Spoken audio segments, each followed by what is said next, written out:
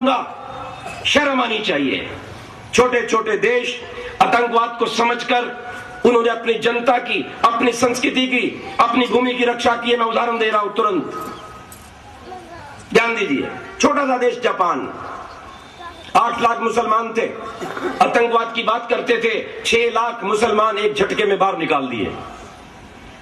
कोई मस्जिद नहीं है संभवतः, और कोई एम्बेसी नहीं किसी मुस्लिम देश की, कोई कानून वहां नहीं है मुस्लिम के लिए, कोई मुसलमान वहां कब्र बनाकर उनकी भूमि को बंजर नहीं कर सकता। क्यों, जी रहा है या नहीं? इसराइल की ओर देखो, उन्होंने कहा अगर एक इसराइल का व्यक्ति मरेगा तो 10 मुसलमानों को काट दिया जाएगा। बोलो लादेन वहां क्यों नहीं पहुंचता? जाए ना मुशर्रफ, सारे मुस्लिम साम्राज्य इकट्ठे होकर जाए ना, संभाले इसराइल को। भारत के नेताओं को इसराइल से सीखना चाहिए, जापान से सीखना चाहिए। ये छोटा सा देश है हमारे बाजू में, बर्मा, इसने 2.5 लाख मुसलमान, जैसे इन्होंने आतंकवाद का नारा लगाया, अल्लाह अकबर कहा, उसने 2.5 लाख उठा करके बांग्लादेश भेज दिए। बांग्लादेश वाला बड़ा दुष्ट निकला। वैसे कुरान के नियम के अनुसार अगर किसी देश से इतने लोग चले जाएं तो उस दूसरे देश को इस्लामिक राज्य वाले को अपनाना चाहिए। इसने नहीं अपनाया, इसने वापस भेजा, जो नहीं गए गोलियों से भून दिया। तो बहुत से मुसलमानों की गोलियों से मारे गए। जो वापस पहुंचे, बर्मा वाले ने भी नहीं रखा, अपना कानून बिल्कुल पक्का कर लिया, वोट का अधिकार समाप्त कर दिया, सरकारी सुविधाओं को रोक दिया।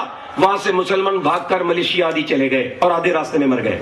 बर्मा शांत, जापान शांत। कंबोडिया को देखिए, कंबोडिया ने सब पादरे कर दिए, सब मस्जिदें तोड़ दी, हज का अधिकार समाप्त, बांगे देने का अधिकार समाप्त, कोई अलग लिपि नहीं है, याद रखना, बिल्कुल शांति।